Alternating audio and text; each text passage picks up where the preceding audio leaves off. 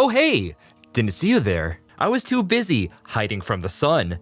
So there's been a hot game lately that everyone's been talking about. It's a spooky job simulator, it has retro 3D graphics, and it has a lot to do with space. That's right, it's not Lethal Company. It's Voices of the Void. Okay, so maybe I downloaded the wrong game, and while everybody else is having fun, I failed to follow the trend. But this game is very much worth the wrong turn down Albuquerque, as even though I genuinely mistook these games to be the same thing for a while, where Lethal Company is claustrophobic and depressing, Voices is open and mysterious. Where Lethal gets its scares from everything suddenly going quiet, Voices of the Void gets it from suddenly going very loud. Where Lethal Company feels like you're trapped in the room with the SCP, Voice of the Void feels like you pissed off the Fae of the Forest and now dealing with everything from pranks to so much worse. Lethal Company is a fun friends game, and Voices of the Void is a fun solo game, so great for those without friends, or those who are cool with losing their friends, as you won't be seeing them for a while. In this game, you play as a scientist banished to the horror dimension known as Switzerland, and are tasked with single-handedly running a satellite base in the horrifying ritual known as a job. The pay is non-existent, the work is exhausting, and there's no days off. Not when there's signals to scan.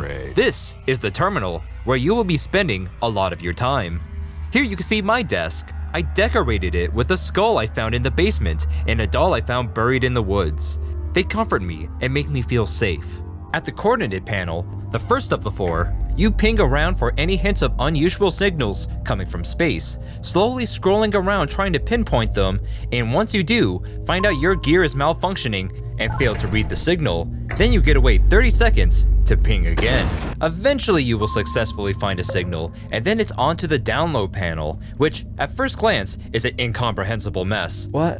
What is this all supposed to mean? This is where you point your radars at the signal and try to tune in and download it. You have all these buttons and dials to find the frequency of the signal, and then slowly dial in more accurately till you are at least close enough to 100%. The closer you get, the faster you download it, which is a slow process under the best of circumstances, but usually even slower depending on the state of your radars. Next step is the playback panel, where you transfer the data to the drives, which is necessary for shipping out and sending to your boss. You can also listen to the signal you downloaded, but until it's processed, it's usually going to sound like unintelligible noise.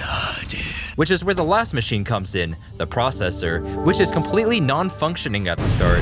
But once it's fixed and upgraded, you can process each signal into something less staticky and more profitable, as it's worth more to your employer.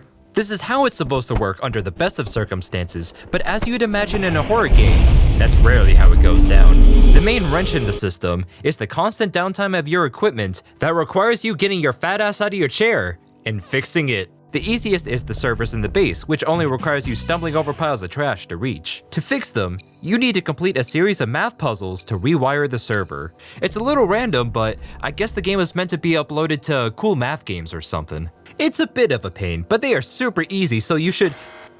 They are super easy, so... I said they are supposed to be super easy.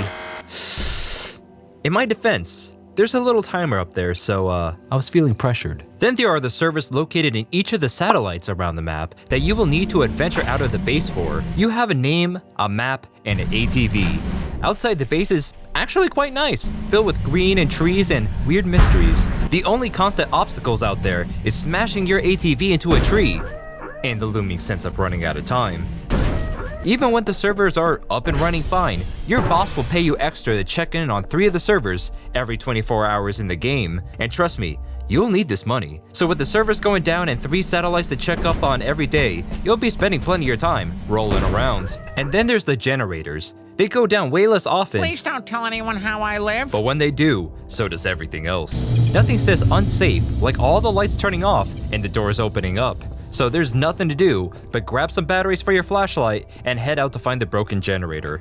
And yeah, you gotta find them. They don't show up anywhere on the map, so you could trace the electrical lines there if you haven't gotten lucky and bumped into them by the time one of them fries. So you can make money by recording and shipping, checking up on satellites, and selling trash, because every hustler needs their side gig. And here, it's collecting random debris, combining it on a crafting bench into a big pile of debris, and tossing it into a box and ship it off to your colleagues, presumably with a note that says, "Give me more money." If that sounds too complicated, even easier is buying a bunch of trash bags and backing up all that formless garbage that covers your base when you first move in, and selling it for a profit. With enough dedication, you could switch your job title from researcher to janitor and still make enough to survive. There's a lot more to do here than just trying to earn a paycheck. On quiet days, you could take a metal detector and try to find buried treasure, or junk, or chocolate, or game-ending anomalies. Even if it wasn't a side gig, it's worth cleaning your base up rather than living in piles of trash, both because it's good to be tidy and so you could cover up all those weird mannequins laying around the base. And while you're going through it all, who knows what you might find hidden away. The most pressing activity is staying alive. This is a survival game and your hunger and sleep meter are always nagging at you. The food bar is pretty simple. Eat food, get full. Except the devs must have hired some kind of ex-chef because the food system is stupidly complicated. Hot food fills more of your bar than cold food, but if food is too hot, then you need to let it cool down.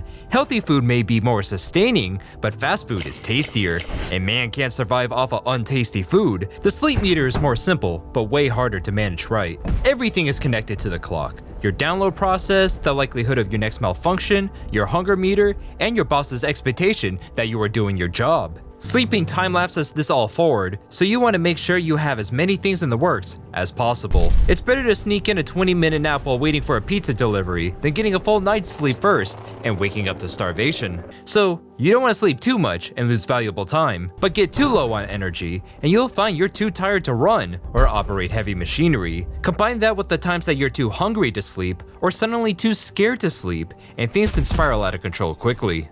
In my game, I was constantly functioning on just the bare minimum of sleep, as I was usually too busy starving to death to find the time for my beauty rest. That is, until I discovered the holy art of toilet maxing. It took me a while, but I realized the toilet isn't just for show. It actually refills 5 sleep when you use it. You gotta wait for your next poop before going again, but you better believe I was parked on that throne every hour on the hour, getting more rest from crapping than actual sleep. And just like in real life, the other thing you'll do more than sleep is spend time on the computer. Computer has everything. Order a pizza, order a cheese, order an industrial wood chipper, upgrade your setup so it's faster, upgrade your system so it doesn't break so often, buy another pizza. It does it all.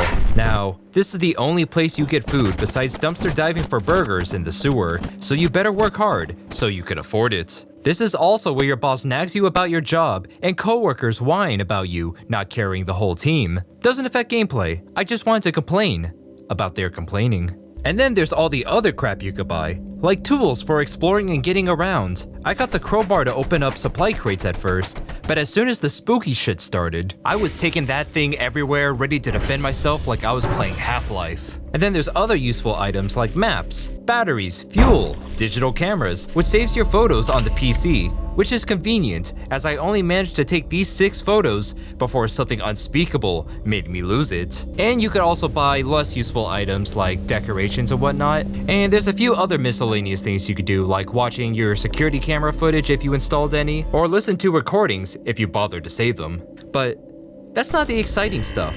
The exciting stuff is the... Now, I won't spoil any of the real entities out there that make this a horror game. They are just so much better to experience for yourself. Besides, the community is quite happy to do that for me. But just know, they're out there. But I really can't talk about this game without talking about the mannequins. Yeah, remember those wooden guys we hid behind the curtains? Well, one day after returning back to base, I found I didn't need to cover them up anymore, as they were all gone. A little creepy, but wouldn't be that big of a deal if they didn't start showing up again. At first I thought someone was moving them around to mess with me or something, almost like I wasn't the only player in the game. Things got way more worrisome when they started showing up more and more, including in the control room past locked doors. Having had enough, I took out my crowbar and saved the game just in case before smashing one of them to bits. In response, the game auto-saved right after, like it knew I fucked up. I don't know what the consequences for this were going to be, but it was terrifying knowing I was completely stuck with them.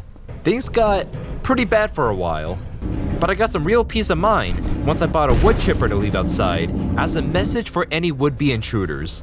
It took a few examples to really get the message across, but things started to chill out a little while after. Most of the hardships you're going to deal with comes in either scheduled or random events. The scheduled events means everyone will see the same spooky shit go down on certain days, like when all the mannequins disappear.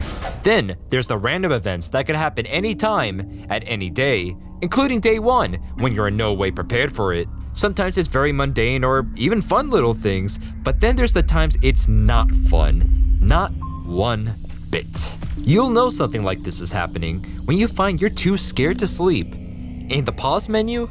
Yeah, the pause menu doesn't work. I hope you weren't planning on save scumming your way through what feels like the end of the world. And if you're already dead tired before everything got crazy, you better hope you can make it to the toilet and that it will give you enough energy to deal with whatever fresh hell is unfolding. Because fear is far more powerful than any coffee, and you will be unable to even pass out. But at the same time, unable to stumble your way forward without collapsing on the ground every 5 seconds.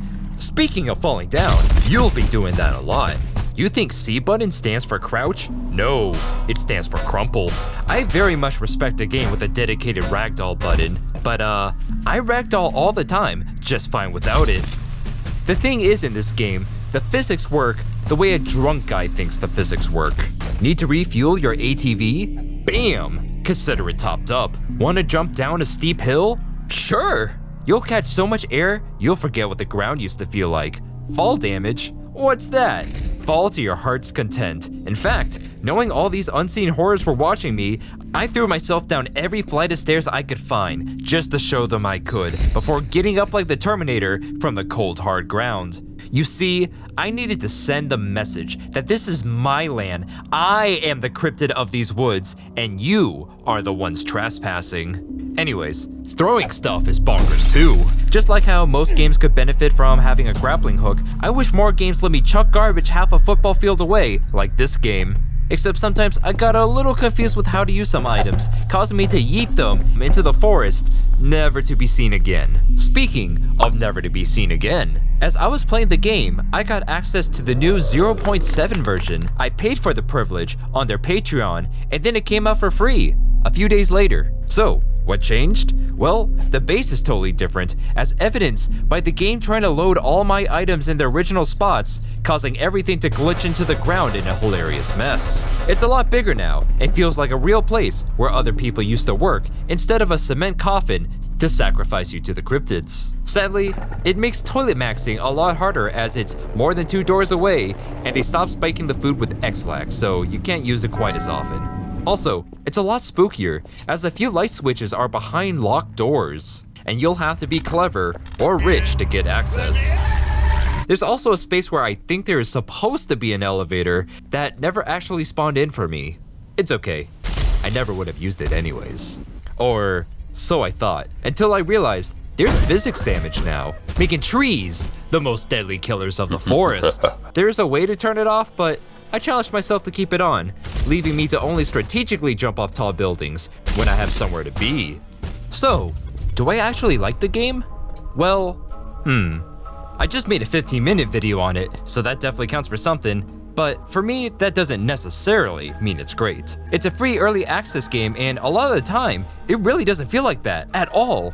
But there's plenty of moments that still bring me back to reality. There's times it goes from being a fun job simulator to just sort of a job. I'll come back to base after a long day of collecting hash codes around the map to find some crazy cryptid nonsense going on outside my window, the first interesting thing to happen in several peaceful days, and I ignore it because I put way too much work into these reports to let anything distract me, even the end of the world.